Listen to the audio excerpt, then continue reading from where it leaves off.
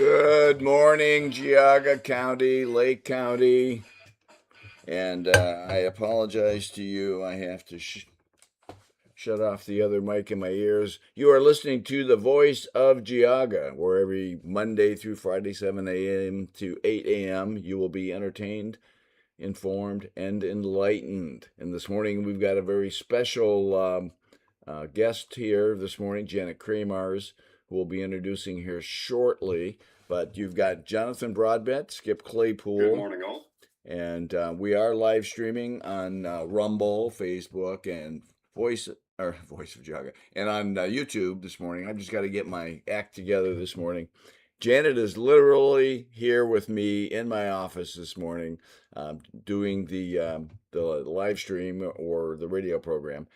It's going to be very entertaining. Janet has been in Geauga County for since 1964. She knows where all the bodies are buried, and we're going to ask her to reveal that this morning because she knows everybody. She knows the dirt on everybody, and she was part of the League of Women Voters for a long time. So she's going to tell us all about the dirt on the League of Women Voters. I've got some thoughts on that. She actually tried to convince me to be a part of the League of Women Voters at one time, so I attended a bunch of meetings, and it was a Interesting. I didn't know that part. interesting experience. Yeah, at that time they were considered nonpartisan. Not so much even then, but with Oh, with that said, I did explore, and I got to meet some nice ladies. A little bit, their thinking was a little skewed, but still they were nice ladies. So with that said, good morning, Jonathan. good morning, Skip. Good morning, Janet. Good So Good morning, morning. Geauga Lake, Northeast Ohio, and the rest of the world. yeah, so Janet, let's start the program by giving us a little background. I know I met you many years ago, probably 21 years ago now. Janet and I spent quite a bit of time. She was a realtor at the time, and we drove all over Geauga County. Well, we drove all over, not just Geauga County, because I was searching for a place to live in the Cleveland area, and my wife had gotten a position in Independence, Ohio, and so we had a choice to live any place we wanted to in northeastern Ohio. So we went literally all over northeastern Ohio, and Janet had the joy of riding with me in the car for 4 or 5 hours a day. We did that for about 6 months until we finally found the home and settled on Geauga County. But we got to know each other pretty well.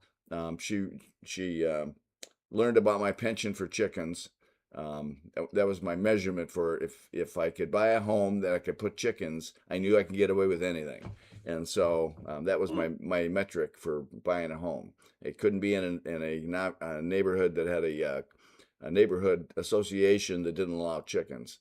So anyway, so we got to know each other pretty well. We've been friends since then, and she's a fantastic person. As I said, knows everybody because she was a realtor. She's got how many kids do you have, Janet? 6. 6 kids, and her kids got her into everything, know everything. So, Janet, tell us a little bit about your background in Geauga County, and then we're going to get into the League of Women Voters here shortly. Actually, my husband and I, after we got married in 1960, we bought a lot on Walnut Ridge Road, and we actually subcontracted a house there, and we were going to stay there forever. But there's a landfill over there, and it didn't really bother us. But the people on either side of us bought the houses on either side of us, and then they rented them out. So therefore, I looked at a lot of houses before we actually bought and built our second house, which I said I would never do again. So you never know what you'll do again. So that's how we started out in Geauga County.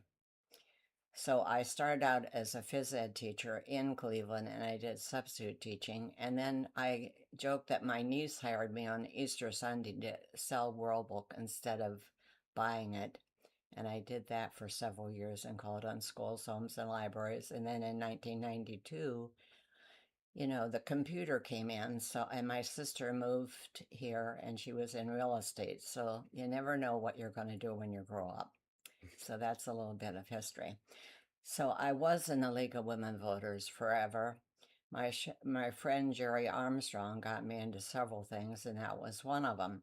And at that time, they did studies on the league, and they did studies, and every year they would have a free speech forum in the spring. And the library and the lawyers also had free speech forums. I don't know if they still do them or not, but I don't. The League of Women Voters no longer does that. In fact, they, to me, they were not partisan. You have to present both sides of the story.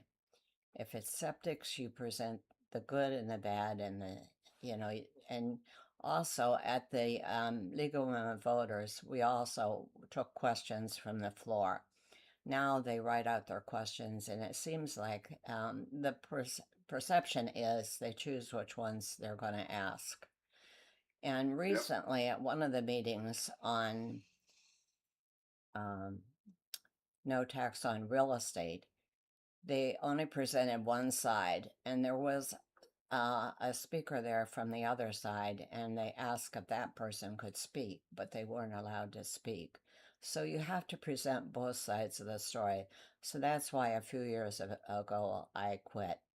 And before that, my friend Rosemary Balaz was president and I was vice president.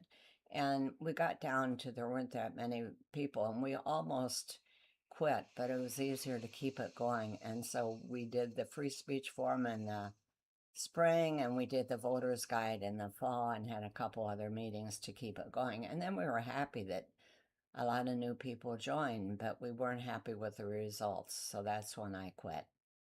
So So it's a lot like, you know, and I went to a number of the forums, and as a candidate, I was involved with League of Women Voters. I would go to the forums, and I kind of regret that actually, but they claim to be nonpartisan, and yet, you know, there's not only a claim that they choose the questions, screen the questions. I have evidence that they've screened the question because I've submitted a bunch of questions. We've had people go in there in a planned way and submit specific kinds of questions, and they never pick those questions. If it's a negative question or goes against somebody that they're supporting, they won't pick those questions. And so it really appears, and the advocacy on their website, the League of Women Voters website, is for a specific, you know, toward a specific leaning. So it's pretty obvious to everybody. It's a typical liberal thing where they, it's a little, in a more extreme way, the Severn Poverty Center, you know, puts out this information about who they are, and then they're doing something quite the opposite. That's the perception I get from the League of Women Voters. They're not that bad in terms of the Southern Poverty Center nonsense that's going on now. But Maybe clearly, because they don't have as much money. yeah, well, that's true.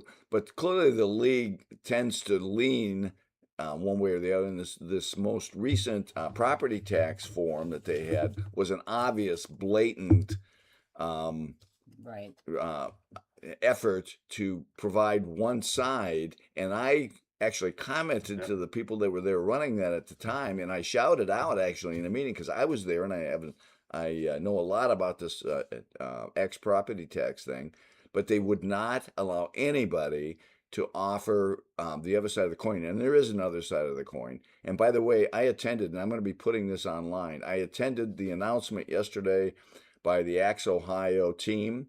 Brian Massey, John Mara, and John Plechnik was there. They did a really nice job presenting a news release on it, and it's actually pretty exciting news. They announced that there's 300,000 signatures collected. They need 416,000. But considering the fact that there is no funding, they receive no funding, it's all volunteers across the state of Ohio. Getting 300,000 signatures is huge. It's just now we need to get another 116,000, 100 and so thousand signatures, and then we'll be able to submit that and get that on the ballot. The news media was all there, and of course asking questions and everything. But there is their side of the equation, how we can be taxed differently and or pay for all the services. We're not going to do away with police and all that kind of stuff. But the League of Women Voters would not hear that. That is a clear and obvious bias, and they're pushing an agenda. And that's the issue I have with the League of Women They, women they, voters, they're being very disingenuous. I don't want to call them liars, very disingenuous, and not presenting both sides. And it's really bothersome to me. And I know Jan and I have talked about this a lot. It didn't used to be that way. No. They were much fairer way back in the day. So sorry, Janet, Janet. I want to ask your opinion on something. This has come up a few times recently on Voice of Geauga, and there's been a suggestion, and I've adopted it myself and I advocate for it. There is a concern that League of Women Voters is putting their thumb on the scale by picking and choosing the questions that get asked. And a good answer that would be publicly available and would address that concern would be publishing all the questions after the fact. So, put another way, and we're coming up on a break, so I'm going to lead us into the break with a question, and when we come back, we'll look to Janet as for an answer. But often there's not enough time to get everyone's questions answered, so they do have to pick.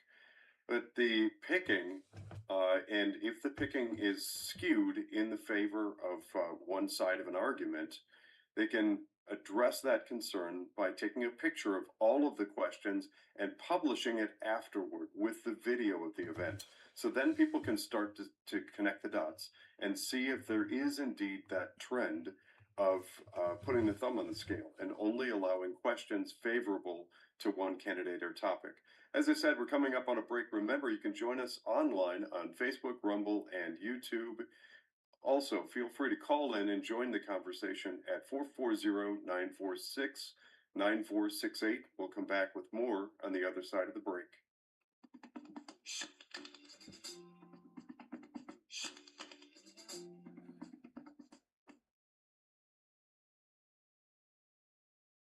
Mics are off, mics are off.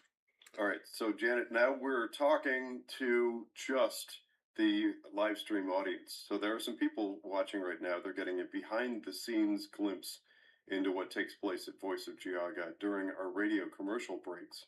So we do still have an audience, but this one is just the live stream audience on those social media platforms. So anything we say now will be heard by our live stream audience. This gives us an opportunity just to check in, compare notes, talk about what we want to cover in the upcoming segment. And I always like to ask the question, Janet, while you're here during your time today, is there anything you'd like to make sure that we cover? Well, one thing that came up recently, and my friend always told me that the League of Women Voters supports abortion, but we never did anything about it, and so I sort of ignored that part. But the National League of Women Voters is actually they're sending their 65 plus chapters are sending letters to Congress about the Weldon Amendment, and what that is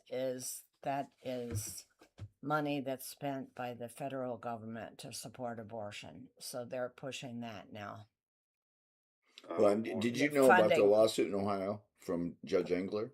Pardon? Did you know about the lawsuit No. in Ohio? Judge Engler just filed a lawsuit in Ohio to set aside the constitutional amendment that was passed narrowly on abortion to shut that down 30 seconds, 30 seconds. on a parental rights basis. And so there's an effort in Ohio to push back on that whole abortion thing. But Jonathan, Janet's been very involved politically in a lot of ways and had had a huge impact. 10 seconds, 10 seconds.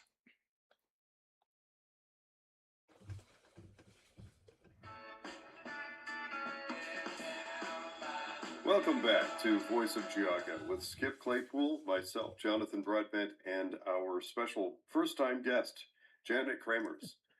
Janet, I was asking before the break what your thoughts are on trying to address the concern that the League of Women Voters puts their thumb on the scale. And one way that they might do that is actually make us aware. Let's publish. I say they should publish all of the questions that are asked, because so many times there are people like Skip, myself, and others that I know who are conservative and seem to never ever get our questions asked. But the very liberal ones, the ones favorable to an issue, politician, or topic, seem to get picked all the time.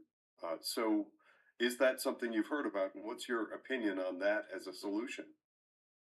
I've never heard that as a solution, but that is a good idea.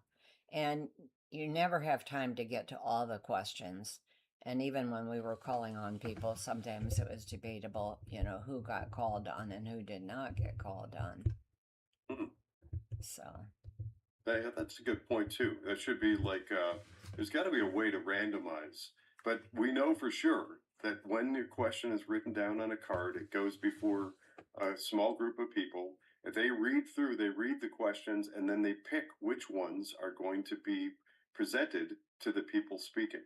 And that is lopsided and skewed, or it it certainly presents the appearance of some malfeasance and some engineering on the part of League of Women Voters.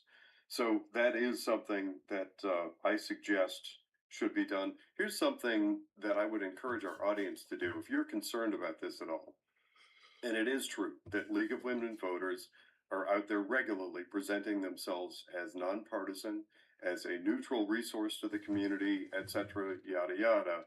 But take a look at the social media profiles behind it.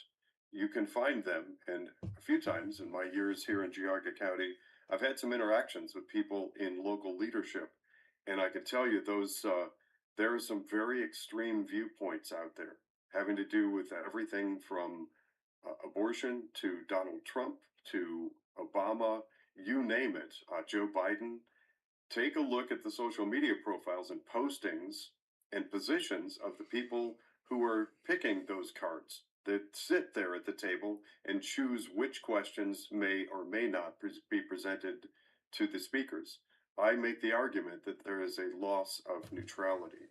And and Have and you had any observations like that, and Janet? an obvious, and I'll lead Janet just a little bit. An obvious indication that they're not nonpartisan. It's too bad that the League of Women Voters is not nonpartisan. They right, they should be, right, but an Mhm. obvious way to know that is, as you just said, Jonathan. Look at all the people who are in the meeting, the League of Women Voters forum, and then look up their voting records.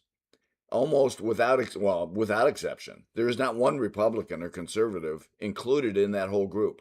Can they claim Mm. to be nonpartisan when they are not inclusive? Oh my God, a non-inclusive organization that doesn't believe in including everybody? Janet, what do you think about that? not good. I mean, Janet has been I'm not going to share Janet's age. I'll let her share their age with you. But for somebody as senior as Janet is, she's got more energy and more involvement. She's actually impacted outcomes of elections because she's directly involved in many ways, supporting, putting out signs, getting people organized. Janet's tremendous, and she's got a what is that group that you get together for the Catholic Church? Oh, the Rosary Group. So Yeah, you have a Rosary group to get together. So Mhm. Janet is very engaged across the board, and the League of Women Voters have lost a real high energy person because of their exclusionary tactics. They exclude people that don't think like them. So anyway, Yeah. Janet, I stepped on you, but go ahead and give us your thought on that. well, I voluntarily quit. And actually, they asked me to come back, and I said no. So, until they change. And way back when, I was part of a civic league and we got large lot zoning. So if you like it, good. And if you don't, too bad, so sad. That was a saying that I don't use anymore, but I learned that from Janet. Too bad, so sad. and Donald Trump got elected. Oh, too bad, so sad. and the key word is always next. Yeah. Yeah. Next, for a little perspective, and I am an absolute advocate for hosting both sides of any argument Right. because we need to get back to critical thinking, logic, reason, debate, and having the the marketplace of ideas where we can kick things around as a group or society or community and decide on the best way forward. You can't do that if you're only presented with a very narrow view of the facts. And so, Janet, you may not know this in the handful of conversations you and I have had, but I spent 5 years very involved with the City Club of Cleveland. which holds itself out as the citadel of free speech. It's the longest standing free speech community in the country, established in 1912. It too has some public concern about their neutrality. Being conservative and having been involved for some time, I saw significant efforts on the part of many liberals, very progressive liberals, to try to bring in and try to cultivate conservative discussion. It wasn't always successful, and sometimes it was a little awkward, and it led to some interesting arguments. But in my book, that's the way that it has to happen. Not should, but it has to happen. You have to have environments like that where people are willing to, or actually strongly encourage and advocate for the opposing viewpoint. And it seems to me, based on everything I'm able to see of League of Women Voters, especially here in Geauga County, they behave in exactly the opposite way. As soon as something approaches that looks like it's counter to the far left narrative, they put some steel walls up and barricades. Is that your understanding as well? Well, Rosemary and I did not always agree. She was the president, I was the vice president, probably for 10 years. I don't know, I lost track. But, we got along and we did things, and as fair as we could at the time. But we always did present both sides of the story. And if you don't do that, that's not good. One of the things that they do in candidates night that has always annoyed me, and it's in contrast to what you see in the GOP candidates night. You can see the GOP candidates night on the Voice of Geauga website. But the candidates night in the GOP, you allowed the audience just to ask questions. There was no screening. People stood up, said what they wanted to say, asked the question they wanted to say, and then the candidates had to respond. And so that tests the mettle of the candidates. The League of Women Voters really don't allow that. They screen the questions and they choose those they think are either fit with their agenda or that are softball questions. And so that's Allegedly. always bothered. And they've never allowed the candidates to debate or to discuss with each other. You can't have one candidate say anything to somebody else. And the most recent rule, which really annoyed me in this last candidates night, was Dave Joyce didn't show up in the candidates night.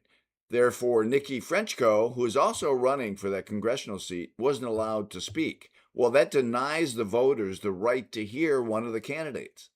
So totally skews the whole election process, and that really bothers me that they have these, and they're very popular. A lot of people show up to the League of Women Voters forums, but they're so obviously skewed that I'm not sure that people should continue to participate. Janet, I've got a question for you. I'm not sure that this is something you've followed, but in case you have, I'd like your opinion on this. We have a number of elected, I'm air quoting this, Republicans in Geauga County, a number of people with an R next to their name that currently hold public office, who in recent discussions of Meet the Candidate and under the under the banner of debate didn't show up. They did not show up for Republican Party, Geauga County GOP Meet the Candidate night, but they did show up to the League of Women Voters. And there's sort of a clique. They seem to be a clique. Um, and to me, it's sort of telling that we have Republicans who distance themselves from the Republican Party, but show up to things that are softball and allegedly lean heavily left. If that's the case, that they find a more friendly environment in left-leaning liberal context, that should be alarming and concerning to conservative Republicans in Geauga County. Do you know much about that? Have you been following that concern? Actually, recently, my sister and I have this saying, don't fall, but I fell. And so I'm recuperating from that. So I haven't been to the recent meetings. However, I certainly believe that one person that couldn't get elected as a Democrat in Geauga County simply changed to Republican and ran and got elected. Now, who is that? It is the current commissioner. Jim Dvorak? Thank you. Yeah. So Jim Dvorak was a longtime Democrat, and by the way, he's not he's not the only one. He Yeah, I ran think twice. there may be several in that category. Mm-hmm. Yeah, he ran twice at least as a Democrat for the same position. But you know, historically, this is a Republican Party county, so therefore he did change, and I don't think he changed um, his policies. He just changed the R D to an R. That's my opinion. That's a concern, and you would think that that we would have both local media and places like League of Women Voters that would provide a platform to uncover that sort of thing on behalf of voters. We're coming up on a break. Remember, you can join us on Facebook, Rumble, and YouTube. Please click that like button, share it around. That's what helps us get the message out. We're going to come back with more on the other side of the break.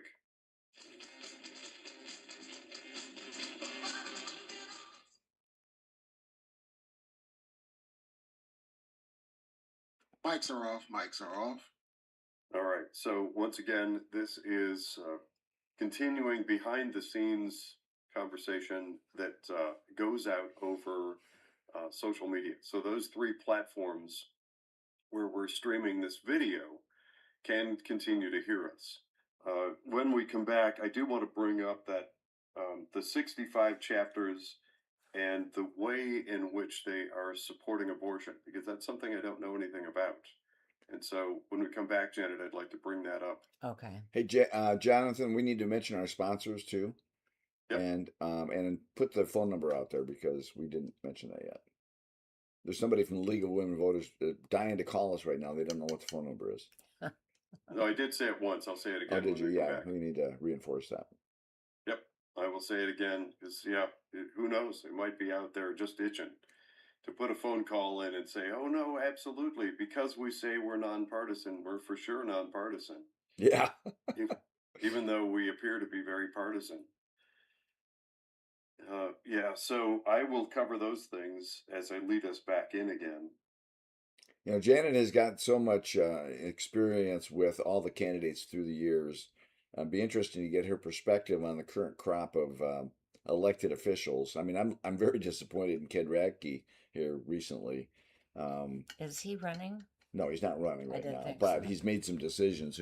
He put a support card out for one of the candidates, which is kind of disappointing. Which one? But Katie Jacobs. So Oh, Radke did? yeah, not him, but I mean, there's a whole group of elected officials, and there's real question about her credentials and what her qualifications are to be a judge.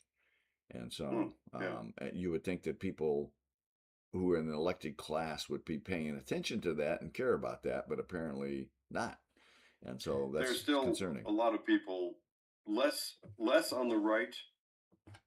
The left just seem constantly enamored personality, whether what somebody looks like, their appearance, whether they have a cool sounding name, all kinds of stuff. The left are just constantly fixated on that. On our side, at least, there are some people that try to pay attention to skill, aptitude, characteristics, integrity, those kinds of things. But there are still plenty of people on the right, unfortunately, who get into the cult of personality. They like somebody, they think that they're cool, or they're like their spouse's old college roommate or whatever. Therefore, they're going to vote for them. I really personally try very hard not to ever include those elements in my analysis. I don't really care when it comes to deciding on a county budget. What somebody's last name is. My wife and I, through the years, we've gotten into some bizarre conversations. 30 seconds. 30 seconds. Especially when we lived in Beechwood, talking to people. Ganny There 10 was one says woman who decided. But Ganny 10 says hi to Janet. I don't know who that is. One of your friends. Ganny 10. Ganny 10. There's Maybe some you'll find out after the 10 fact. seconds, 10 seconds.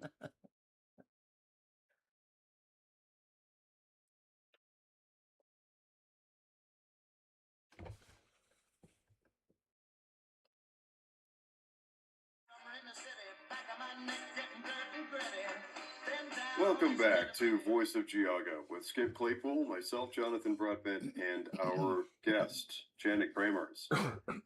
Remember, you can join the conversation at 440-946-9468, and also we've a number of very good comments coming in on Rumble. Rumble, Facebook, and YouTube, you can join, and special bonus content there. You can listen in behind the scenes during our commercial breaks. We covered a lot of interesting ground during the break, but before we get back to topic, I want to pause to recognize the sponsors of this program. Chardon VFW, the Middlefield VFW, the Chardon and Newberry American Legion, and Red Eft. Contact Red Eft today at 440-850-4968. They're arborists, more than just tree cutting and tree trimming. They're real arborists. That's Red Eft, 440-850-4968. So where did we leave off before the break? We covered a whole bunch during the break, but actually one additional note that I want to interject because it came up. Skip was mentioning the announcement that was made yesterday around Axe Ohio tax, the movement to abolish property tax in Ohio. It is true that the target number for number of signatures is 413,000, and we're well on our way as a state. The projections by Brian Massey, my co-host on Ohio Political News, is that they're on track to get that number. However, they have targeted trying to collect 600,000. And for that number, they're behind pace. If you want to help out, contact Brian Massey and Axe Ohio Tax. The more people that chip in, the faster we hit that number, if that's important to you. So, wanted to clarify that number. I think before the break, Janet, we were talking about those people who claim to be Republican, and they've had maybe a lifelong Democrat voting past. Maybe they've run for office and failed, but then suddenly somehow they've been this under the auspices of the big tent. They have found their way into the Republican Party and get elected into office. I'm one of those people that say that there should be some tracking and accountability if we end up with progressive liberal agenda under the banner of Republican. But let's finish off that topic of conversation before we move on. Anything more you'd like to say on that, Janet? Well, I did get reaction. I did have a letter to the editor in the last issue of Voice of Geauga, and several people did contact me. One person had just moved here from Lake County, and actually she was a friend of my son's, and so I had a conversation with her the other day. And she was very active in Lake County, and so she is somebody that was glad to hear what was going on here in Geauga. Good. Yeah, we all know the old adage. We have a republic if we can keep it. That's And right. it takes That's right. it takes many of us being willing to fight for and advocate for the things that we care about. It's unfortunate, I've said it before, the reason in my book that Voice of Geauga formed with a whole bunch of us people willing to volunteer time like this is because we care about community. And Right. there's a lack, an extreme dearth of willingness to cover the news, to adequately cover topics and politicians on the part of local newspapers. And then that's what led to Voice of Geauga, the paper, being formed. If we don't talk about these things and get the perspective of people like Janet, who has had years of exposure to concerning issues like League of Women Voters, then we don't know. And if we don't know, we may be tempted into and vote in more bad things into the county and more overspending and over budget. So let me jump in because I want to tie a couple of dots together here. So in the Maple Leaf and Chagrin Valley Times, There was a lady, Nancy MacArthur, who used to be the head of the Republican Party, who wrote an editorial claiming that me, Tim Grindell, Ralph Spitaleri, and Steve Olowich, running for county commissioner, were part of a cabal and that we've been controlling the county. Well, I got to tell you, we're not very effective if that's true, because number one, Ralph got removed from the NOACA board. Tim Grindell is out as a judge. I have absolutely no involvement. I'm not elected to anything. Have no control over anything. I'm just a big mouth on the radio and involved with the paper. And so the Maple Leaf allowed somebody who no longer lives in Geauga County to put in an editorial that's trying to comment on politics. While the real cabal, who has a lot of power, that's been making a lot of changes, and I can point example after example, goes unnoticed by our local papers. And so those are the folks that really have an impact on the lives of people in Geauga County. And Yep. Voice of Geauga is going to point out some of that misbehavior in the upcoming newspaper. It's going to be coming out Monday. And so it's interesting because the media is a player in this. League of Women Voters is a player in this. They distort the reality and the facts. Similar, I mean, you see this across the board. MS Now, CNN, um, the Southern Poverty Center, all these people who are twisting the truth or making up stuff to get their agenda pushed is going on. And I always count on the voters to be smart enough to figure that out. If they have the right facts, then fortunately they have to be presented the right material. Hence, Voice of Geauga. And so, but it's people like Janet. Janet is so involved in our community. She talks to so many people, and they go to Janet to ask her questions like, "Who should I vote for?" And so, and of course, I tell her what to tell people. And Not, sometimes I listen. yeah, like Janet Yeah. listens to me.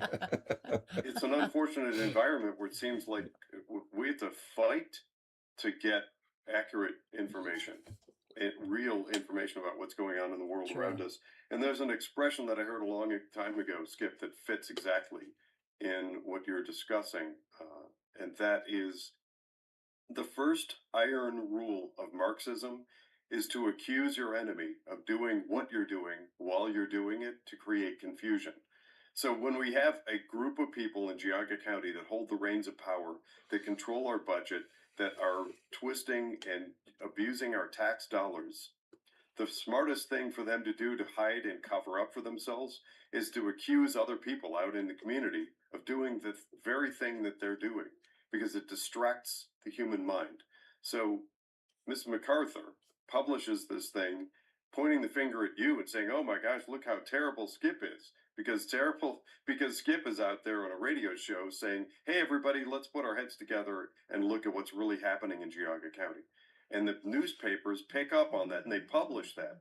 And then League of Women Voters hosts these seminars and things around them. And meanwhile, all the public is looking at Judge Grindell, Skip, the Voice of Geauga, whatever, anything other than where the rubber meets the road. And that's the people currently in office who hold the purse strings of our county budget.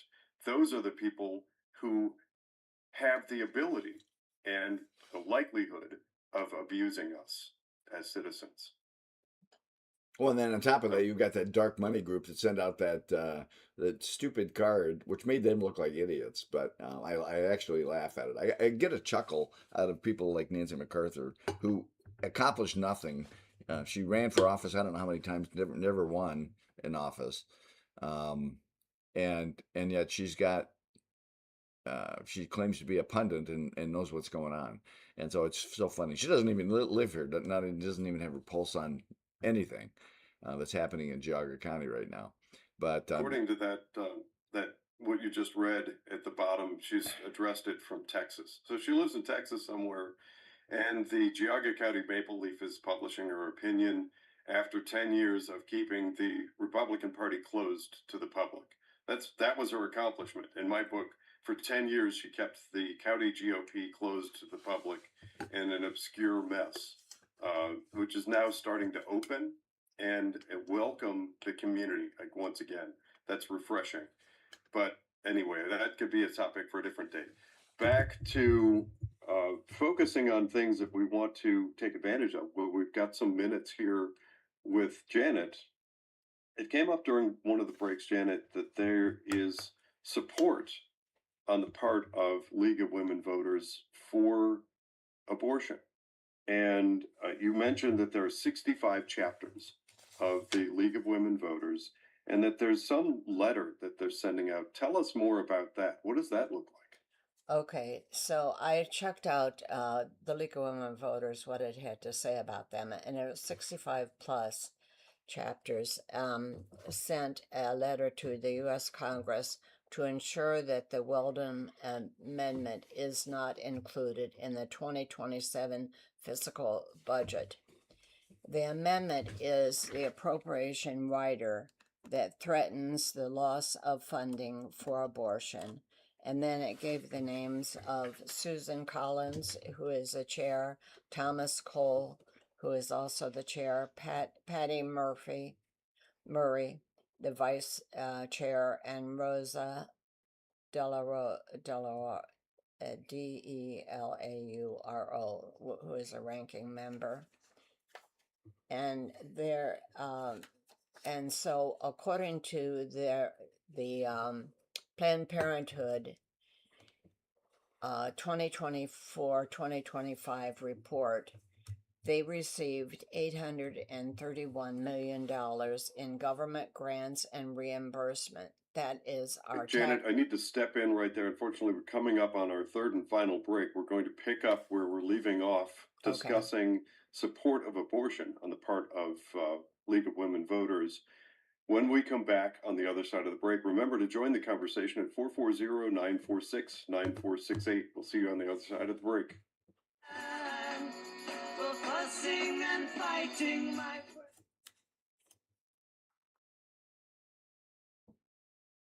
Mics are off. Mics are off. It's going to be a hard out at 7:58 today. Hard out 7:58. Okay. So, Janet, at 7:58 every Friday, this just stops and will close.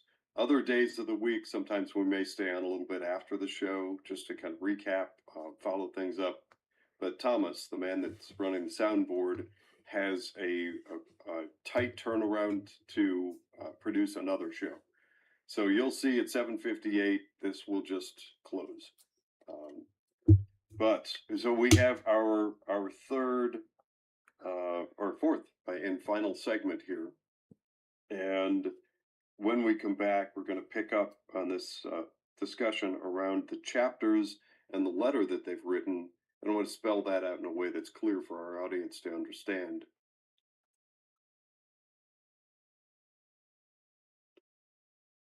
And you said that's something I should know more about.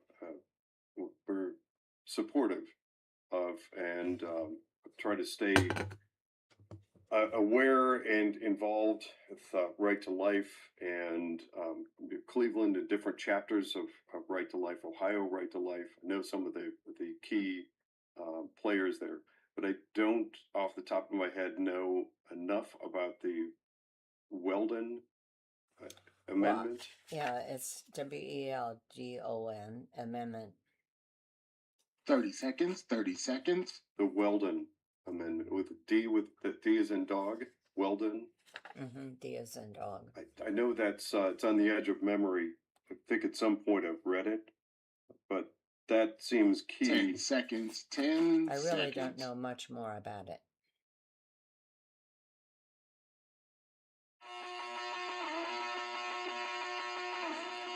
Welcome back to The Voice of Geauga with Skip Claypool, myself, Jonathan Broadbent, and we have first-time guest Janet Kramers. We are discussing whether or not there is support from the League of Women Voters for abortion. I have seen clear examples here in Geauga County of people very, very involved in the League of Women Voters who very strongly advocate for some very far left progressive liberal agenda, which is frustrating. And you'd like to think that that doesn't manifest itself in public debate and forums that they host. I think it does. But at a national level, Janet was telling us about a letter that has been written on behalf of the 65 plus chapters of League of Women Voters that works in support of allowing more abortion. Tell us more about that and whatever you may know about the Weldon Amendment, please. Well, one thing that bothers me is it said they received $832 million in government funds. That's our tax dollars at work. And Oh, they get it through grants and reimbursement.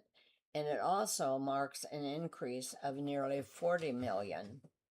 And that's 39% of the revenue for the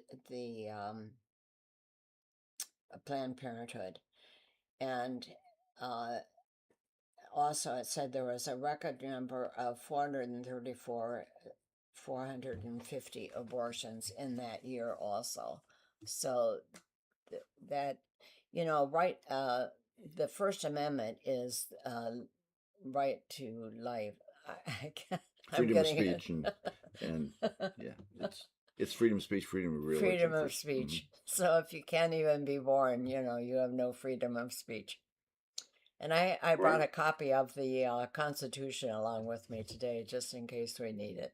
You know, the interesting thing, I'm looking at the League of Women Voters website nationally, and they have something on there defending democracy. First of all, we're not a democracy. Secondly, they say protect the freedom to vote, new U.S. citizens and first time voters, referring to as illegal aliens.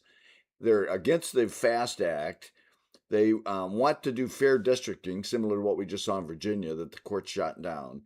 Um, so that there's a whole list of these far left wing stances that they take. As far as I'm concerned, every Republican elected official in Geauga County should stop participating in the League of Women Voters forums and so on and so forth because it's all left leaning. We're supporting these left leaning, goofy, nonsensical positions, and it's Well, that's the strange thing, Skip. it's really It seems bothersome. like, yeah, it definitely is. And it seems to me in Geauga County, we've got a lot of the Republican elected representatives and people within the Republican Party who are very, very cozy. They're super cozy with the League of Women Voters, and it's mystifying to me. I mean, that's to me based on the public stance, the positions they take, how they conduct themselves. It's it's like cozying up to CNN or the Plain Dealer or something.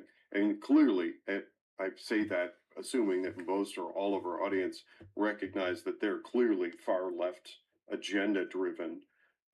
If it proves to be the case that we're right and League of Women Voters has far left agenda, then what I don't understand the appeal of staying in close proximity and Well, interacting let, with let them me in let some me point cozy way. another indicator out there because you were talking about some of the Republican, and again, I'll say that in quotes, Republican candidates who are running who claim to be Republicans. But if you look at where their signs are in Chesterland, there's a guy who's a staunch Democrat, and Chuck Walder and Jim Dvorak and Katie Jacobs has got their signs on this guy's property. And if I can, because I know I've been involved in the election process, I knew who the Democrats' properties are versus Republican in many cases.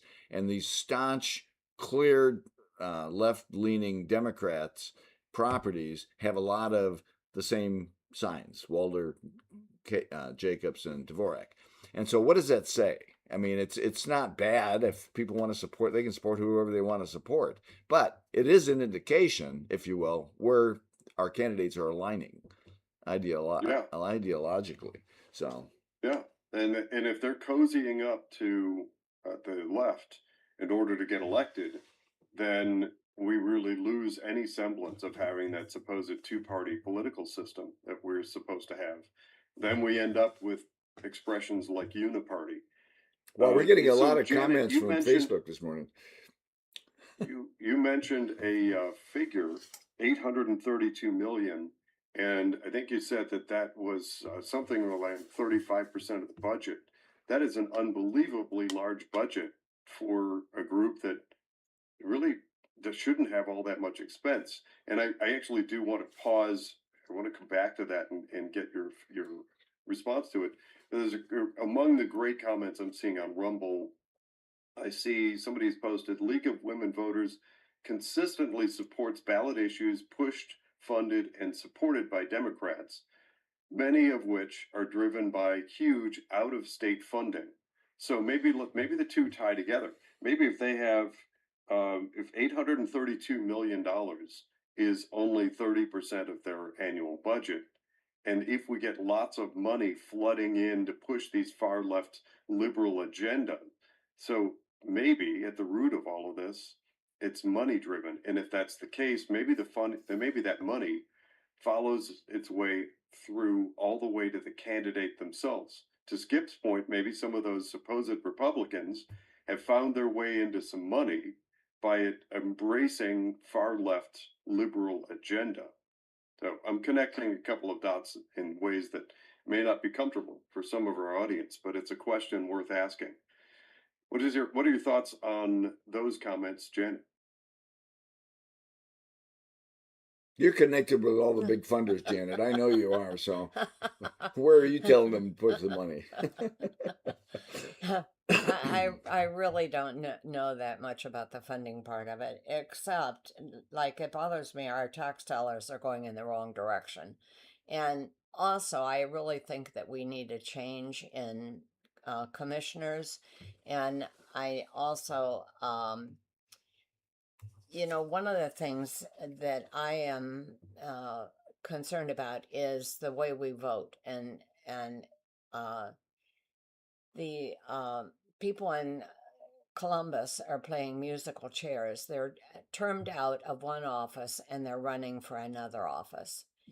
Yep. And I know this is a change in what's what, but the Secretary of State is a very important office because that determines how people vote, and that we have people that are citizens that are voting. And Marcel Sturbridge is running for that office. And he has visited every county in Ohio.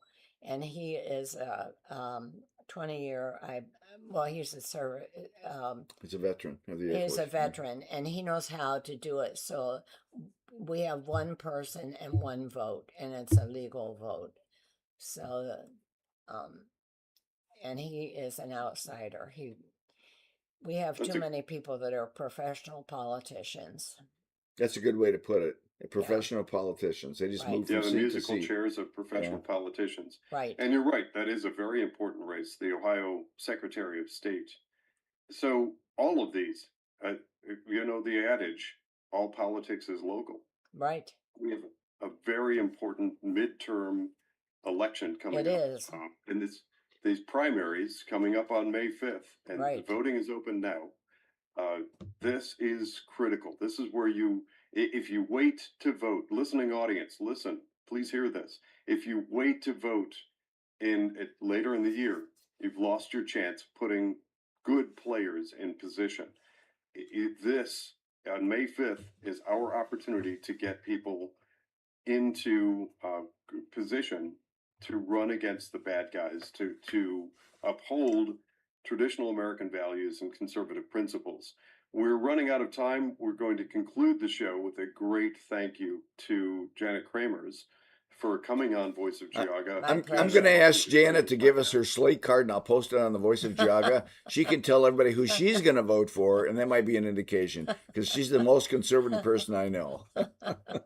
Spectacular. That's so that's your cue, listening audience. Go to Facebook, social media, find Voice of Geauga, follow, and look for Janet's slate card. This has been a Friday episode. Thanks for tuning in all week. Everyone have a great weekend, and we will see you on Monday.